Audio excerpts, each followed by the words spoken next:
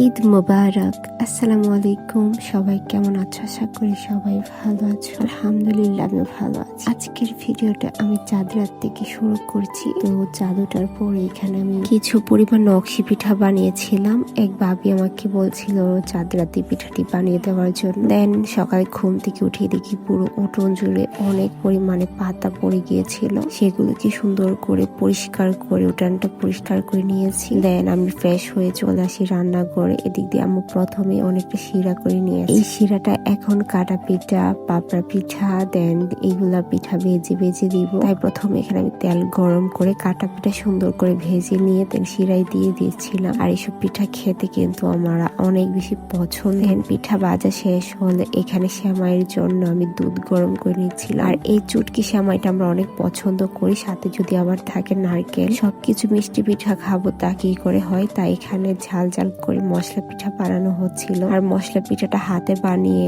খেলে কিন্তু অনেক বেশি মজা হয়। ভাবি আর আমি মিলে সুন্দর করে মশলা পিঠাগুলো বানিয়ে নিয়েছিলাম। আমাদের গ্রামের বাড়িতে প্রায় বেশিরভাগ ঘরে এই পিঠাটা বানানো হয়, কারণ এই পিঠাটা একটু খেতে খেতে ঝাল হয়। তাই এদিকে আমি সুন্দর করে গরুর মাংসটা ম্যারিনেট করে রেখে দিয়েছিলাম। দেন এদিকে পিঠাগুলো ভেজে নিয়ে ডাল বসিয়ে দিয়েছিলাম। ডালে কিছু পরিমাণ সাজনা দিয়েছিলাম। দেন ডালটা হয়ে গেলে আমি বাহিরে এসে দেখি আমার ভাই, কাকা, আব্বু, যে বাড়ির যে ছেলেরা ছিল সবাই মিলে সুন্দর করে ভাই পাই দিয়ে তারা নামাজে চলে যাচ্ছিল। সাথে মাহির জাতিতেও যাচ্ছিল।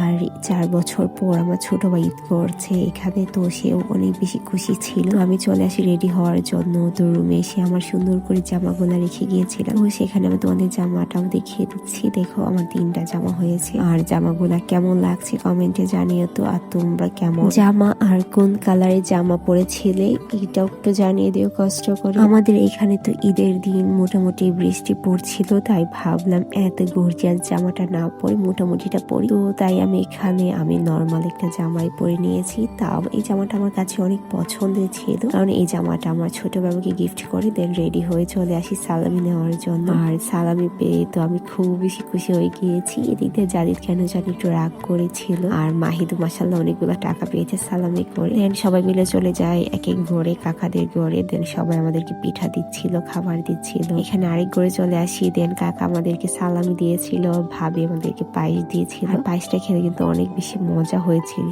আমাদের গ্রামের বাড়িতে একটা রীতি আছে, সবার ঘরে গেলে সবাই অনেক বেশি খাবার খেতে দেয়। তো সেই বিষয়টা অনেক ভালো লাগে। নিজের ঘরে না রান্না করলেও চলে, কিন্তু কি আর করা, নিজের ঘরে তো অনেকে আসে, তো তাদেরকেও খেতে দিতে হবে। তো এক ফাঁকে এসে আমি ঘর কিছু ভাত খেয়ে নিয়েছিলাম, কারণ অনেক বেশি ক্ষুধা লেগে গিয়েছিল। বিকেল বেলা দুলাভাই তার বাড়ি থেকে নামাজ পড়ে এসেছিল। এসে এখানে জাদি মাহিদের সালামি করতে শুরু করে দিয়েছে। তো তাদেরকেও সালামি দিয়েছে, আমাদেরকেও দিয়েছে। এদিক দিয়ে আমি, আপু, ভাবি, ফুফু, বাড়িতে আরো যারা মেয়েরা ছিল সবাই মিলে বের হয়ে পড়ি বড় কাকার বাড়ির উদ্দেশ্যে। আর রাস্তাটা একটু ফাঁকাই ছিল, কারণ বিকেল বেলা সবাই হয়তো বা মাঠে চলে গিয়েছিল। এসে বড় আমাদেরকে নাস্তা দিয়েছে, দেন সেগুলো খেয়েছি। এই তো অনেক মজা করেছে। বিকেল বেলা মায়েরকে নিয়ে একটু ঘুরতেও বের হয়েছিলাম। তোমাদের ঈদটা কেমন কেটেছে একটু কমেন্ট করে জানাবে। আমার ঈদটা মাশাআল্লাহ অনেক ভালো কেটেছে। তো আজকের ভিডিওটা এই পর্যন্ত। সবাই ভালো থাকবে, সুস্থ থাকবে।